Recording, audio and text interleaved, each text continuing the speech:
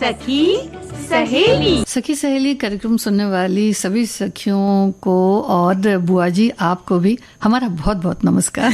नमस्कार और हमारे सभी साथियों को मेरा भी और संगीता प्यारी तुम्हें भी नमस्कार, ढेर सारा प्यार। हाँ, और बहुत बहुत स्वागत बुआ जी कार्यक्रम में, और हमारे सभी श्रोताओं का भी बहुत बहुत स्वागत। बिल्कुल स्वागत है, क्योंकि भाई कार्यक्रम सुनने के लिए जिस तत्परता के साथ ये लोग आते हैं तो ऐसा नहीं लगता संगीता कि हमारा भी उत्साह दुगना हो जाता है कि इतने लोग बैठकर कार्यक्रम सुन रहे हैं। कुछ लोग अपना अपना जो काम होता है अपने व्यवसाय के साथ भी सुनते रहते हैं, तो अच्छा लगता है कि एक तरीके से उन्हें भी सुकून मिलता है और हमें भी अच्छा लगता है कि आपका काम भी हो रहा है और बातें भी सुन रहे हैं, और जो वो बातें जो काम की भी हैं, और साथ साथ जब बातें सुनते भी रहते हैं और साथ साथ देखिए बुआ जी मैसेज भी करते रहते हैं जो हमारे साथ कार्यक्रम में जुड़े रहते हैं फेसबुक के माध्यम से। तो हमारे श्रोताओं का बहुत बहुत धन्यवाद है, कार्यक्रम में फिर बहुत बहुत स्वागत है। और आज बुआ जी जिस विषय को हम जिन विषयों को लेकर के आए हैं उसमें सखी विशेष में खिलाड़ी साइमा सैयद जी की बात करेंगे। जी हाँ, और जो हाथ में है जिसके माध्यम से हम लोगों के संदेश पढ़ेंगे, अभी जानकारी हासिल करेंगे, साझा करेंगे, वो है मोबाइल। तो मोबाइल का सब लोग मतलब बड़ी अच्छी अच्छी बातें बता रहे हैं, पता है संगीता? हाँ, है ना, संदेश के माध्यम से। तो वो पढ़ेंगे और ये देखेंगे कि इसका और सदुपयोग क्या हो सकता है और इससे नुकसान क्या है, उसके बारे में चर्चा करेंगे। और जब फायदे की बात आती है तो और भी बहुत सारी चीज हमारे रसोई घर में है जिसके फायदे हमें पता भी हैं और कुछ नहीं भी पता है। हाँ, तो जो पता है वो बताएंगे, जो नहीं किसके पता है, बारे में? आलू आलू के बारे में। तो आलू कचालू बेटा कहाँ गए थे, ये वाली कविता याद आ जाएगी आप लोगों को, है ना? तो आलू के बारे में बताएंगे। और सखी विशेष की तो तुमने बात बता दी कि साइमा सैयद के बारे में बताएंगे। लेकिन आज बड़ा खास दिन है, विश्व NGO दिवस, यानी कि जो समाज सेवक हैं हमारे साथ काम करते हैं उनके लिए ये खास दिन है कि हम उनके काम को पहचानें, रिकॉग्नाइज करें। तो 27 फरवरी जो है वर्ल्ड NGO दिवस के रूप में मनाया जाता है। नॉन गवर्नमेंटल ऑर्गेनाइजेशन, गैर सरकारी जो संस्थान है उनके लिए, और वो भी जो लोगों के हित में काम कर रहे हैं। और इस उद्देश्य से जुड़ी हुई संस्थाओं को प्रोत्साहित करना इस दिन का जो है खास उद्देश्य है। और 2014 में इसे पहली बार चिन्हित किया गया और प्रतिष्ठित किया गया। जी, और जो गैर सरकारी संगठन होते हैं बुआ जी, उनके कार्य को सराहना और मानव जो है वो कल्याण हेतु खासकर देखा जाता है। जो ज़रूरतमंद होते हैं उनके घर की जब बात आती है, खाने की बात आती है या दवा की बात आती है या कपड़ों की बात आती है, यानी कि जो ज़रूरतें जिन्हें हम प्राथमिकता देते हैं, तो उनसे जुड़ा हुआ जो ये काम है वो भी ये संस्थाएं करती हैं। लेकिन ये गैर सरकारी संस्थाएं होती हैं जिनमें कि जो लोग होते हैं उनका आगे आना बहुत ज़रूरी होता है। तो इस तरह की जो संस्थाएं होती हैं वो किस तरह से जो ज़रूरतमंद लोग होते हैं उन तक पहुंचती हैं, वो एक बड़ी बात होती है। और साथ ही साथ उनकी ज़रूरतों को निकालना, देखना कि भाई उन्हें क्या ज़रूरत है, तो ये बड़ा काम होता है कि उस हिसाब से जो चीज़ों की ज़रूरत होती है उन चीजों को उन तक मुहैया करवाना। जी, और कभी कभी अपने माध्यम से, मतलब अपनी तरफ से खुद कहते हैं ना इनिशिएटिव लेकर, है ना, और वो करते हैं। और कभी कभी ये भी करते हैं कि सरकार से जो सहायताएं प्राप्त हैं वो हम सब लोगों को तो पता है, लेकिन बहुत सारे ऐसे लोग जो अपनी जीवन और जिंदगी से जूझ रहे हैं, संघर्ष कर रहे हैं, यानी कि जिनके पास सुविधाएं कम है, तो जाहिर है कि वो सारी जानकारियां इकट्ठा नहीं कर पाते हैं। तो उन तक वो जानकारी पहुंचाना, वो साधन भी मुहैया कराना जो सरकार दे रही है ना। बहुत सारी चीजें हैं, बहुत सारी नीतियां चल रही हैं, बहुत सारी स्कीम चल रही हैं, लेकिन पता ही नहीं है। तो वो सब भी ये जो गैर सरकारी संगठन है वो पहुंचाते हैं। हमारे साथी ने ये भी लिखा है, इन्होंने बताया है कि मनाया जाता है ताकि विश्व NGO द्वारा किए गए कार्यों और उनके योगदान का उत्सव मनाया जा सके। इस विशेष दिन का उद्देश्य लोगों को NGO के भीतर अधिक सक्रिय रूप से शामिल होने के लिए प्रेरित करना और NGO और निजी सार्वजनिक क्षेत्रों के बीच अधिक सहजीवन को प्रोत्साहित करना है।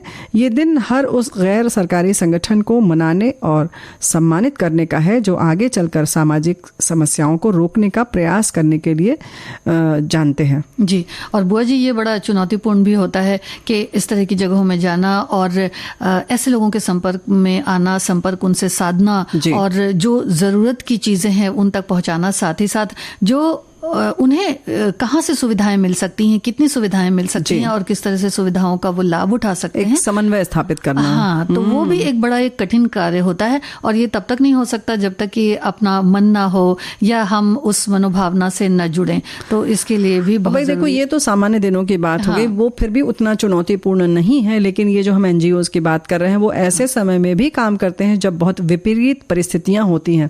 जैसे कहते हैं ना कि दैवीय आपदाएं हो या मानव जो संबंधित आपदाएं हों, उन समय में भी, उन समयों पर भी ये बिल्कुल तत्पर होकर जुट जाती हैं, है ना। सरकारी संगठन तो आते हैं, लेकिन उसके संग संग ये भी आते हैं, जैसे बाढ़ है, कभी भूस्खलन है, बादल फटना है, ऐसी स्थिति में भी खाना पहुंचाना, रसद पहुंचाना, लोगों के लिए टेंट लगवाना, ये सब भी संस्थाएं ऐसा काम करती हैं। जी। और इस सबसे बड़ा तो जो बुआ जी अभी हम लोगों ने देखा कोरोना के समय में किस तरह से लोगों ने सबकी मदद करी और एक दूसरे के लिए किस तरह से सामने आए। भले लोगों को एक दूसरे जगह पहुंचाने की बातें हो या दवा की बात हो या फिर कोई सलाह की बात हो, तो सभी तरह से देखा जाता था कि सहायतार्थ लोग सामने आते थे। और कई बार जो शिक्षा होती है वो बड़ी, जो कि कह सकते हैं कि एक प्राथमिक जरूरत है समाज के। बिल्कुल। तो शिक्षा के क्षेत्र में भी ये काम करते हैं। हाँ, देखा गया है। शिक्षा के क्षेत्र में करते हैं, सफाई के क्षेत्र में करते हैं, लोगों को बाकी चीजों जैसे चिकित्सा की बात हुई, जो मूलभूत जरूरतें हैं उन्हें मुहैया कराते हैं। अब स्वच्छता के लिए केवल ऐसा नहीं कि उन्हें सिर्फ शिक्षा दे देते हैं कि आप सफाई से रहिए, सफाई से रहिए, ऐसा नहीं है। बाकायदा उन्हें कोशिश करते हैं कि शौच गृहों का निर्माण करवाते हैं या फिर उन्हें बताते हैं कि ऐसे करिए वैसे करिए, उसमें पूरी सरकारी मदद जो होती है वो दिलवाते हैं। तो ऐसी बहुत सारी चीजें हैं। ऐसे ही बहुत सारे वृद्ध हैं जो अकेले रह रहे हैं, उन्हें इंसानों की जरूरत है, उनके ऐसे मददगारों की उनको जरूरत है ना। तो ऐसे हमारे साथी ने ये भी बाकी यही जानकारी सब देते हुए लिखा है कि पर्यावरण, सामाजिक और मानवाधिकार कार्यों में सक्रिय रूप से एनजीओ की भागीदारी होती है। एनजीओ सरकार और आम जनता के बीच कड़ी का काम करता है। जी बिल्कुल। हाँ, और बुआ जी ये भी है कि जैसे कोई व्यक्ति अगर किसी की मदद करना चाहे तो वो भी इस तरह से सामने आ सकते हैं और किसी मतलब एनजीओ को अगर चाहें तो वहाँ पर शामिल हो जाए, उसमें शामिल हो सकते हैं या शामिल हो सकते हैं या फिर अपना खुद का भी वो एक शुरू कर सकते हैं। जिस तरह से उसकी जो प्रक्रियाएं होती हैं उन्हें बहुत अच्छी तरह से जो पेपर का वर्क होता है वो सब पूरा उसका भी पंजीकरण होता है, पूरा पंजीकरण, तभी आप ये कर सकते हैं, नहीं तो आपके उसको कोई भी पहचान नहीं मिलेगी। तो इसके लिए जो प्रक्रिया है उसको अपनाएं। अच्छा। और कर सकते हैं लेकिन करें, हम तो यही कहेंगे। अच्छा बुआ जी, जो एनजीओज होते हैं वो सिर्फ इंसानों के लिए ही नहीं बल्कि देखा जाता है कि पशुओं के लिए भी बहुत काम करते हैं। कई बार जो स्ट्रीट जो होते हैं एनिमल्स होते हैं उनको किस तरह से बचाया जाए। कई बार धक्का लग जाता है, छुट्टा पशु रहते हैं, उनकी बीमारी हाली है, उनका कोई देखने वाला नहीं है, चोट लग गई। जो पालतू हैं उनके लिए तो लोग हैं, उनके मालिक हैं, लेकिन जिनका कोई नहीं पालनहार है, कह सकते हैं देखने वाला नहीं है, उनका ख्याल रखना, या खुद बीमार हैं ऐसे तो ये खुद पहुंचाते हैं, मदद करते हैं। तो इस तरीके के बहुत से लोग हैं। तो इस दिवस को मनाने का एक तो ये उद्देश्य हो गया कि जो एनजीओ चल रहे हैं उनको हम पहचानें। दूसरा ये कि हम भी उससे जुड़ें। समाज में हमें सिर्फ लेना नहीं है बल्कि देना भी है। तो कहते हैं ना, परहित सरिस धर्म नहीं भाई। तो भाई आप परदेसी ना बने, क्योंकि हम किसी और के बारे में बताने जा रहे हैं। देश में ही रहे हैं और हमारे देश के जो बहुत खास लोग हैं और खास तौर से हमारी जो सखियां हैं, उन्होंने क्या क्या किया है उनके बारे में जान लीजिए, तब आगे बढ़िएगा, है ना। साइमा सैयद जी की बात करते हैं कि भारत की प्रथम महिला स्टार वन हॉर्स राइडर इन्हें कहते हैं बुआ जी। साइमा सैयद राजस्थान के मारवाड़ में खाटू कस्बे की रहने वाली हैं। इन्हें वंडर वुमन भी कहते हैं। इनके पिता का नाम सैयद मोइनुल हक है, जो कहते हैं कि कोयन तक यानी कि नौका विहार एशियाई क्वालिफायर भी रह चुके हैं। और साइमा के माता पिता की 2 अन्य बेटियां भी हैं जो राष्ट्रीय स्तर की खिलाड़ी हैं। और इनके परिवार में बेटियों को जीवन में आगे बढ़ने की जो इजाजत है वो उतनी ही है जितनी की बेटों को है, यानी कि काफी है। हाँ, काफी है। जी। भाई उनके परिवार में 7 नेशनल प्लेयर्स हैं। हाँ, कितनी बड़ी बात है। जी। तो भाई जाहिर है कि फिर साइमा को भी लगा कि खेल में कुछ आगे बढ़ना चाहिए, बहुत उत्साहित हुई। और 100 मीटर की दौड़ प्रतियोगिता में भी कई बार पदक साइमा ने हासिल किए, लेकिन घुड़सवारी उनका शौक था। घोड़ों को काबू में रखना, उन्हें दौड़ाना उन्हें बड़े अच्छे से आता था। और फिर हॉर्स राइडिंग भी सीखा उन्होंने, और बचपन से ही उन्होंने धीरे धीरे कई छोटी बड़ी प्रतियोगिताओं में हिस्सा भी लेना शुरू कर लिया।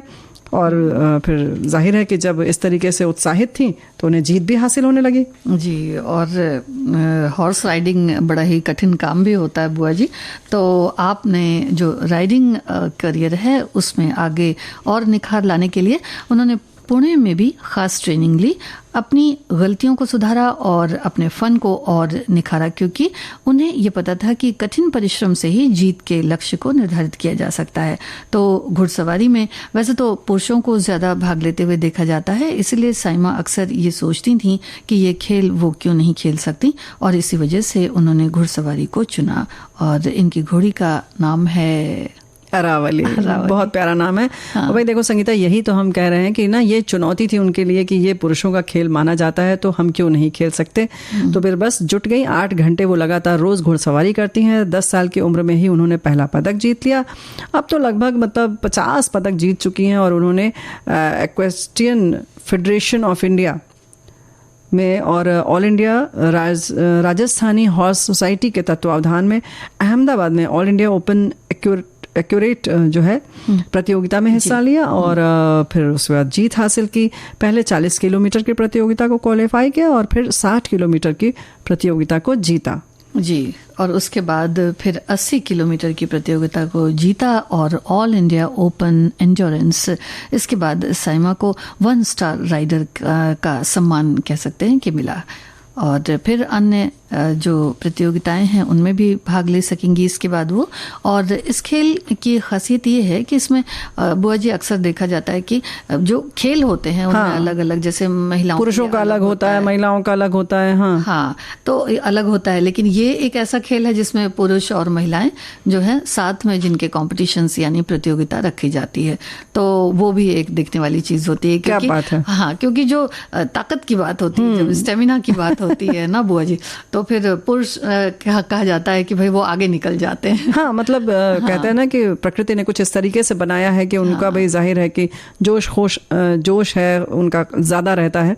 लेकिन भाई वंडर वुमेन है तो जो है साइमा सैयद, इनकी यूं ही जो है तेजी बनी रहे और वो घोड़े जो सबसे तेज ताकतवर माने जाते हैं ना, उनको वो काबू में कर लेती हैं, इसी तरह से काबू में करती रहे। तो स्टार 1 हॉर्सर राइडर की हमने बात की साइमा सैयद की। विद्यार्थी आजकल मोबाइल का उपयोग करते हैं। कई विद्यार्थी होते हैं जो मोबाइल का उपयोग करके अपनी पढ़ाई को बेहतर बनाने की कोशिश करते हैं। अगर उनके किसी सवालों का जवाब उन्हें नहीं मिलता तो वो मोबाइल पर सर्च करके उन सवालों का जवाब आसानी से पा लेते हैं। लेकिन ऐसा नहीं है संगीता बेटा कि अभी पा लेते हैं तो फिर उनको याद करने की जरूरत नहीं है। कहते ना कि बिल्कुल रेडीमेड, हाँ, रेडीमेड चीज हो जाती है, बनाया मिल जाता है। तो मोबाइल की जब हम बात करते हैं बुआ जी, तो सबसे पहली बात तो मुझे ये लगता है कि देख लेना चाहिए, सोच लेना चाहिए कि भाई अगर हम मोबाइल हाथ में उठा रहे हैं तो इसका कुछ ना कुछ कहते हैं ना कि मतलब होना चाहिए, पर्पस होना चाहिए। पर्पस है तो वो कहेंगे हम समय गुजार रहे हैं, इससे अच्छा पर्पस क्या होगा। लेकिन पर्पस की बात अगर करोगी तो हमारे साथी ने लिखा है, मेरे पास जो एंड्रॉयड स्मार्टफोन है उसका सबसे ज्यादा उपयोग आपको ही सुनने में करते हैं, न्यूज ऑन AIR के माध्यम से। अभी भी बिजली का काम हो रहा है और आप बिजली के पैनल पर बॉक्स पे रखी हुई हैं बुआ जी, और बड़े आराम से काम भी हो रहा है। तो क्या बात है, बहुत बहुत धन्यवाद कि आप लोग, मैंने जैसे पहले ही कहा था ना, देखो संगीता बिटिया, देखो काम हमारे साथी कर रहे हैं और कार्यक्रम सुन रहे हैं। ये बुआ जी रेडियो की खासियत है कि काम भी करते जाएं साथ साथ और कार्यक्रम भी सुनते जाएं और गाना भी सुनते जाएं। लो, अब ये फोन तो कहेगा बेचारा हम तो कहीं है ही नहीं। फोन भी है ना, फोन तो है तो फिर सब कुछ है। तो ऐप जितने हैं उनका बिल्कुल विविध भारती के कार्यक्रम में सुनने के लिए इस्तेमाल करें, तो ये भी एक बहुत अच्छा सा कह सकते हैं कि इसे साधने का या फिर इसका उचित उपयोग है। और जहाँ तक साधने की बात है तो संपर्क कहीं ना कहीं हम इसको साधने में सबसे ज्यादा काम में लाते हैं। बिल्कुल, अपनों से जो कहते हैं ना कि बड़े दूर हैं तो मुलाकात नहीं हो पाती है। एक जमाना ऐसा था कि जो लोग बड़ा इंतजार करते थे कि भाई चिट्ठियां आएंगी, ये अब देखिए सुबह सुबह बिल्कुल बात हो जाती है बुआ जी, तो ये एक अच्छा है। लेकिन कई बार ऐसा भी हो जाता है, देखो अगर तारीफ की बात कर रही है तो भाई पहले तारीफ कर देते हैं, मोबाइल भी खुश हो जाए, क्योंकि जैसे अभी तुमने बताया कि मुलाकात नहीं होती थी, तरस जाते थे। ऐसे ही क्या होता था कि बहुत दूर किसी से मतलब हम मिलने गए किसी मित्र से या किसी रिश्तेदार से, पता लगा घर में ताला लटक रहा है, तो मायूस होकर लौट आते थे। अब यह है कि दूरी में अगर आप जाते हैं तो पूरा आश्वस्त रहते हैं कि मुलाकात हो होगी, हो ही जाएगी। लेकिन हाँ एक बात है कि अब सरप्राइज नहीं दे पाते आप। हाँ, कि अचानक कोई आ गया, अचानक कोई आ गया, और आ गया तो फिर वो सरप्राइज आप देना चाहते हैं तो नहीं दे सकते, क्योंकि अगर वो नहीं मिले तो फिर आप ही को दोषी ठहराया जाएगा। फोन नहीं था क्या, फोन क्यों नहीं करके गए, अब बताइए, फिर आपको लगता है ओहो अभी तो कई बार तो ये भी तो हो जाता है बुआ जी कि भाई फोन किए थे, भाई आपने उठाया नहीं, मिला ही नहीं, तो फिर क्यों आए, तब वो कहेंगे। तो भाई देखो ऐसा है कि अगर अच्छी की बात हो रही है तो मनोरंजन की बात हो रही है, सूचना तत्काल मिल जाती है। बहुत सारे जैसे हम ये है टिकट आदि है, चाहे वो हवाई जहाज का हो, ट्रेन का हो, तो ये सब चीजें टिकट हम बड़ी आसानी से फोन के माध्यम से कर लेते हैं, है ना। इस पर बैठे बैठे हम सब चीज कर लेते हैं। या ऐसे ही ट्रेन की जो जानकारी मिल जाती है, कितनी लेट है, किस प्लेटफॉर्म पर आ रही है, तो ये तत्काल सूचना हमें बड़ी अच्छी मिल जाती है ना। और इसमें बड़ा फायदा भी होता है बुआ जी कि प्लेटफॉर्म तो बड़े लंबे चलने पड़ते हैं, और जब पता चल गया कि भाई इस प्लेटफॉर्म पे आने वाली थी लेकिन अब इस पर नहीं आकर के उस पर आएगी, तो ये दौड़ भाग भी बच जाती है। और जो हम लोग पेमेंट वगैरह करते हैं, जब कहीं कोई सामान खरीदा तो उससे मोबाइल से जो पेमेंट की जाती है तो उसमें भी बड़ा सहायक होता है। ऐसे ही ये चीजें आपको रिकॉर्ड भी मिलती हैं। उसके संग संग जो नोटपैड होता है हमारे फोन पर, वो आपको अपनी चीजों को याद दिलाने के लिए, जैसे कि आपको घर में सूची पहले बनाते थे कि आज हमें क्या क्या करना है, आप नोटपैड पर बना लेते हैं। उसके संग संग एक बात और है कि आपको कुछ अच्छी जानकारी कहीं से मिली तो आप उसको भी उसमें सुरक्षित रख लेते हैं। ये बहुत बड़ी चीज है। जी, तो ये सब जो है वो चीजें तो ही हैं। साथ ही साथ एक चीज और भी है बुआ जी कि मोबाइल को हम जब इस्तेमाल करते हैं तो खुद को कहते हैं कि मतलब एक तरह से अपडेट करने के लिए कि भाई आज क्या चल रहा है, कल क्या चल रहा है, और दुनिया संसार में क्या चल रहा है, देश में क्या चल रहा है, तो जानकारी भी मिल जाती है। तो इस हिसाब से जो कुछ बदलाव होते हैं समय समय पर, वो बदलाव भी हमें पता चलते हैं और इसका पूरा फायदा भी हम सबको मिलता है। अब ये बदलाव चाहे जैसे हों हमें पता चलते हैं, मिलते हैं, और उस जैसे भी होते हैं, बस होते हैं तो पता होना चाहिए। जी बिल्कुल, सरकार की तरफ से भी कुछ नई चीजें आती हैं, स्कीम आती है, तो उसका भी लाभ मिलता है अगर हमें पता चलती हैं तो ये सब अपडेशन बहुत अच्छी होती है। अच्छा, इसके संग संग अभी क्या करना है तुम्हें? अभी तो गीत सुन लेते हैं। हाँ, गीत सुनना है, फिर बहुत अच्छी बात बताएंगे इसका और उपयोग हम क्या करते हैं। हाँ जी। देखो वही बात हो रही थी तारीफ की बात, तो बहुत सारी चीजें जो है हमारी यादें हैं, जब हम कहीं घूमने जाते हैं या कुछ और है तो हम तुरंत कैमरे में कैद कर लेते हैं। तो ये तो फोन का फायदा है भाई। हाँ, लेकिन जो खतरनाक जगह होती है ना बुआ जी, उसमें तो बिल्कुल भी सावधान कई बार देखा जाता नहीं रहते हैं, तो फिर फोन हाथ से गिर जाएगा। हाँ, तो ये तो आपकी गलती है ना, फोन की थोड़ी कोई गलती है। और बल्कि फोन तो नाराज है कि हमें गिरा दिया आपने। हाँ, तो इतनी प्यारी सी चीज को जो इतने सारे काम आती है, अलार्म हम इसमें लगाते हैं, बहुत सारी चीजें काउंटडाउन करना होता है, जैसे कि आपको बिल्कुल समय देखना है कि इतने सेकंड में ये काम हो जाए, तो वो सारी चीजें अगर आपको कहीं नहीं आपको देखने को मिलती है, हमारे हाथ की घड़ी या दीवार की घड़ी वो काम नहीं कर पाती है, जो हमें इसे काउंटडाउन मिल जाता है। तो बहुत सारे जो हमारे उपकरण हैं वो इस एक में समाहित है। जी, जैसे कि जो समय है, हमें अगर मान लीजिए कि भाई 4-5 मिनट की बात है तो वो तो घड़ी से ठीक है, लेकिन अगर 1-8 मिनट देखना है, 30 सेकंड देखना है, 10 सेकंड देखना है, तो उसमें मोबाइल बहुत, जैसे हम रेलवे स्टेशन में बड़ा काम आता है बुआ जी। बहुत काम आता है, बहुत काम आता है। हाँ। नहीं तो काम इसका, अरे रेलवे स्टेशन की तुमने बात की तो बड़ी अच्छी बात याद आ गई कि जैसे कि ट्रेन अगर पर लोग आजकल प्लेटफॉर्म पर जब इंतजार कर रहे होते हैं, जब तक फोन नहीं था बहुत शोर होता था वहाँ, इतनी गहमा गहमी रहती थी, लेकिन ये मोबाइल इतना प्यारा है कि अब एकदम शांति रहती है। क्योंकि सारे लोग उसमें एकदम व्यस्त रहते हैं और कोई नहीं चिल्लाता। सोचो कितनी शांति रहती है। अभी तुम लोग कहते हो ध्वनि प्रदूषण की बात, मोबाइल ने कम कर दिया, बिल्कुल कम कर दिया। जी, लेकिन कई बार ऐसा नहीं होता बुआ जी कि इन्हीं सार्वजनिक जगहों पर जब हम बातें करते हैं तो बड़ी जोर जोर से बातें करते हैं। और कई बार बातें करते हैं तो भाई ये भी बता देते हैं कि देखिए हम फलाना जगह जाने वाले हैं, ऐसा है वैसा है, तो ये ट्रेन लेनी है, वो ट्रेन लेनी है, ये लोग जा रहे हैं। तो ये जो मतलब जो बातें नहीं कहनी चाहिए वो भी बड़ी जोर जोर से सुनाई दे जाती हैं, तो उसमें कई बार बड़ा नुकसान भी हो जाता है, नुकसान भी हो जाता है। मोबाइल फोन का एक और बड़ा फायदा है जो हम उपयोग में लाते हैं, हमारे साथियों को हो सकता पता हो, जैसे कि अगर आपके पास चश्मा इस वक्त नहीं है, लेकिन अभी कोई जैसे सामान हम खरीद के लाते हैं तो अक्सर उसमें जो दाम लिखा होता है या उसकी एक्सपायरी वो बहुत छोटी छोटी लिखी होती है। तो भाई मोबाइल में हम फोटो खींच लेते हैं, फिर आप उसको जूम करके बड़े आराम से देख लेते हैं। या किसी चीज को कैसे प्रयोग में लाना है तो आप एक तरह से चश्मे का भी काम कर जाता है। जी, तो ये तो इसका फायदा है जी। हाँ। और कैलकुलेटर का भी काम हो जाता है, कोई चीज अगर फटाफट जोड़नी है, कितना पैसा किसने मांगा है, तो वो अपने हिसाब से जोड़ सकते हैं, देख सकते हैं कि भाई ठीक है कि नहीं ठीक है। ये भी एक है। और छोटी मोटी अगर रिकॉर्डिंग करनी है तो वो भी आप कर सकते हैं। वॉइस मैसेज भेजने से बहुत सारी चीजें हैं जो आत्मीयता और बढ़ती है, और अच्छा लगता है कभी कभी कि आपके पास किसी का आवाज के साथ संदेश आया है, तो वो और अच्छा लगता है। तो ये तो हो गई बड़ी प्यारी प्यारी चीजें, लेकिन मोबाइल तो मोबाइल है। और बुआ जी देखिए, जो फॉर्म्स वगैरह निकलते हैं, परीक्षा के जो फॉर्म्स वगैरह होते हैं, लेकिन उसके पहले जो जानकारियां आती हैं कि भाई इतनी इतनी जो है रिक्तियां हैं, या इस जगह पर अर्हताएं हैं, आप दे सकते हैं, एलिजिबिलिटी क्या है, लास्ट डेट क्या है, ये सारी चीजें पता चलती हैं। बैंक का रिकॉर्ड हमारा इसमें है जी। और बैंक की जब आपने बात की है बुआ जी, तो बैंक के लिए तो बड़ी सारी सावधानियां होती है। जितनी सारी सुविधाएं हैं उतनी सारी सावधानियां भी बरतने की जरूरत है। तो जो बैंक के काम होते हैं, जैसे कहीं किसी चीज के लिए हमें पे करना है, पैसा देना है, भुगतान करना है, तो वहां भी जो पिन वगैरह होते हैं उन्हें थोड़ा संभाल कर इस्तेमाल करना चाहिए। यानी कुल मिलाकर अगर हम कहें तो हम अपनी जो सावधानी के साथ अगर इसका प्रयोग करते हैं तो कोई दिक्कत नहीं है। लेकिन हमारे एक साथी ने यह भी लिखा है कि भाई अभी थोड़े दिन पहले ही हमारी बहन आई थी और हम लोग दर्शन करने गए, तो इतना वास्तविकता से दूर कर रहा है फोन कि बड़ी तकलीफ की बात है ना। तो बोले कि दर्शन करने गए, लेकिन दर्शन ना करके लोग मोबाइल से फोन ही मतलब इस फोन से फोटो खींच रहे थे। तो अब बताइए ये क्या मतलब है कि आप दर्शन नहीं कर रहे हैं, या जिस चीज के लिए आप गई हैं वो ना करके आप अगर केवल फोन पर ही जुटे हैं तो कैसा लगेगा।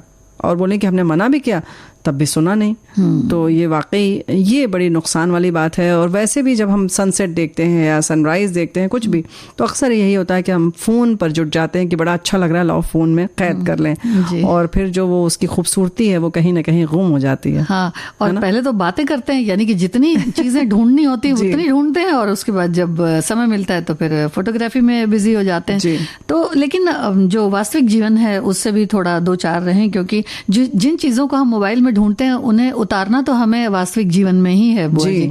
तो इससे भी रूबरू होना बहुत जरूरी है। तो सावधानियां भी बहुत जरूरी हैं। और कुछ एक जो रेडिएशन की बात करें तो वो भी काफी खतरनाक होता है। तो जो जरूरत है उतना ढूंढने के बाद, उतना देखने के बाद, उस पर फटाफट जानकारी लेने के बाद फिर थोड़ा सा आंखों को भी आराम देना बहुत जरूरी है। और हमारे कुछ श्रोता हैं, एक श्रोता है बुआ जी, उन्होंने कुछ इस तरह से लिखा है कि मैं मोबाइल हूं, मैं आपका बचपन चुरा लूंगा, आपकी जवानी भी चुरा लूंगा, आप जल्दी बूढ़े हो जाओगे, इसलिए मेरा इस्तेमाल सोच समझ कर करना। दोस्त मेरे फायदे हैं तो नुकसान भी, मैं मोबाइल हूं, ना आपके पास खेलने का टाइम छोड़ूंगा, ना आपके पास कसरत करने का, यहाँ तक कि आपकी कार्यक्षमता भी आधी कर दूंगा। आप कम करेंगे, मुझे ज्यादा देखेंगे, मेरा उपयोग सावधानी से करना।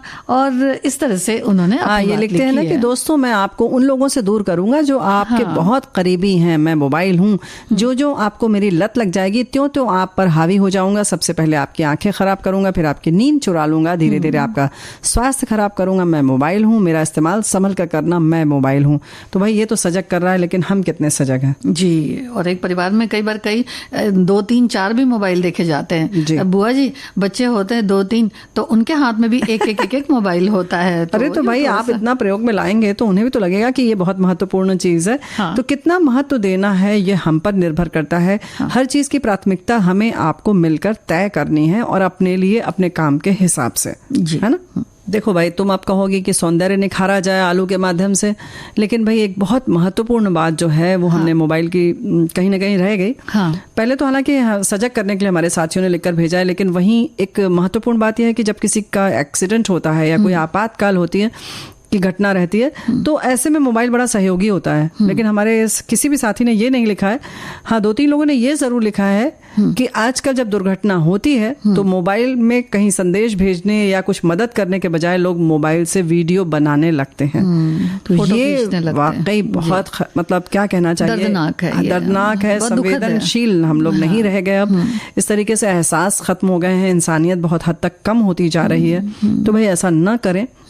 मोबाइल का सही उपयोग यही है कि जो 108 नंबर हैं, या अभी और बहुत सारे साइबर क्राइम के भी कुछ नंबर आए हैं, 155 करके कुछ है, वो भी कभी बताएंगे जरूर हम। वो सब नंबर आप रखें, महिलाओं की सुविधा के लिए है, पशु पक्षियों के लिए है, उन सब नंबरों पर तुरंत डायल करें, तब तब इसकी सार्थकता है। तो हर चीज़ वरदान भी है, अभिशाप भी है, तो उसका वरदान जो है उसको साथ में लेकर चलें। जैसे आलू जो है वो बहुत सारी जगहों पर वरदान है। हाँ, रसोई में तो सबसे पहले, रसोई में तो है ही है, वो रहता ही वही है, उसका घर है, वो तो कहता है आप तो फालतू चली आती है हमारे पास। जी जी, तो इसमें बहुत सारे फायदे हैं। और सब्जियों के तौर पर तो हम इस्तेमाल करते हर जगह, हर जगह। पराठे में तो बड़ा ही अच्छा लगता है ना बुआ जी। और क्योंकि इसमें इतनी सारी चीजें भी होती हैं, देखिए स्वाद इतना बढ़िया होता है। हाँ, स्वाद इतना अच्छा होता है और बच्चों को भी बड़ा पसंद आता है। तो विटामिन सी भी बहुत अच्छी मात्रा में पाया जाता है, एंटीऑक्सीडेंट्स भी होते हैं और स्टार्च भी होता है।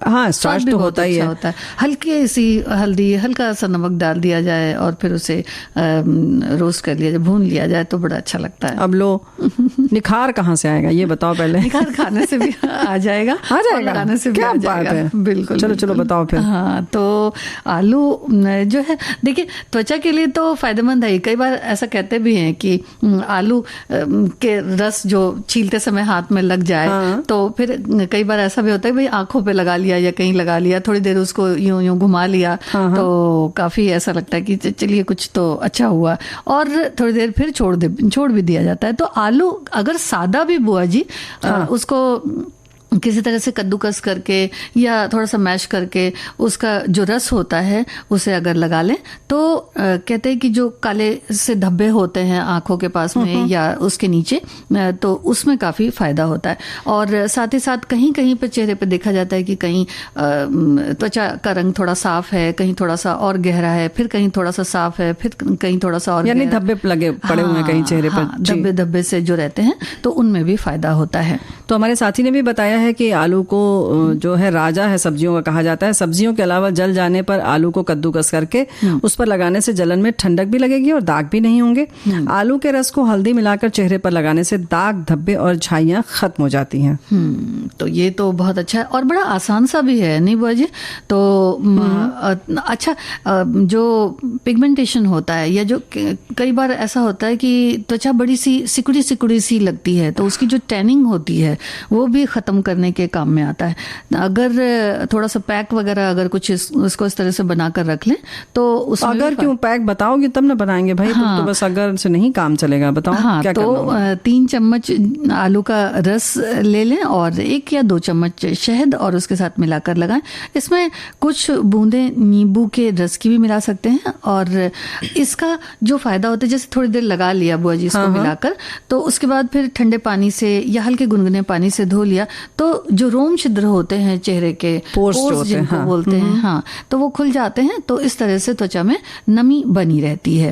तो इस तरह से भी कुछ फायदा होता है। क्या बात है, ये बात भी है। वैसे हमारी साथी ने लिखा है कि उबले आलू घिसकर 10 मिनट चेहरे पर लगाएं, फिर चेहरा धो लें, चमकने लगेगा।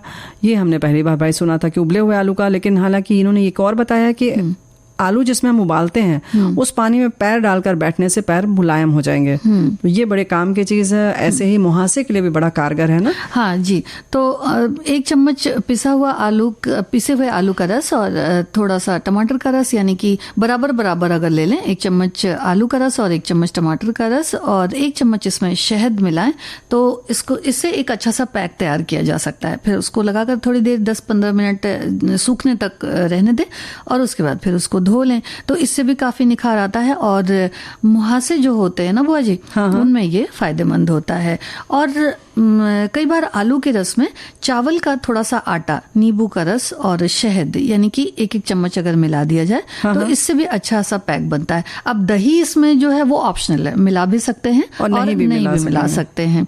अगर दही मिलाएंगे तो इससे थोड़ा सा त्वचा कहते हैं ना कि मॉइस्चराइज हो जाएगी। हाँ, नमी आ जाती है उसमें। और आजकल का मौसम फिर से वही हो गया है, पतझड़ का मौसम है, तो थोड़ी शुष्क हो जा रही है त्वचा। तो ऐसे समय में बहुत कारगर रहता है। हाँ, ये सारी चीज़ें।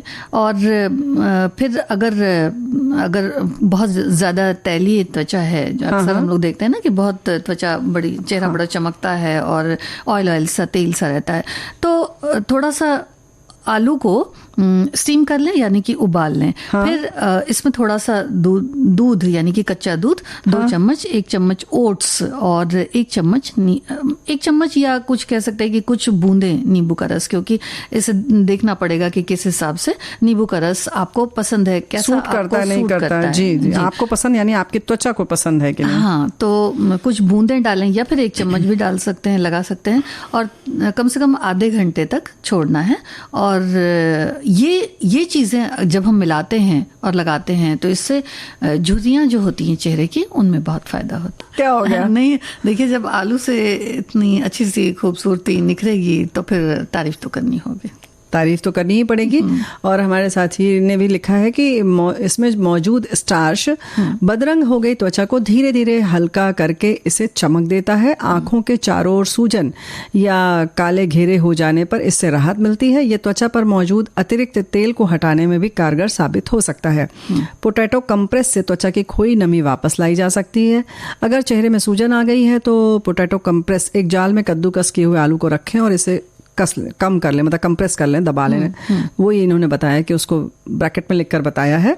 और इससे कम किया जा सकता है, यानी कि जो चेहरे में सूजन आ गई है उससे।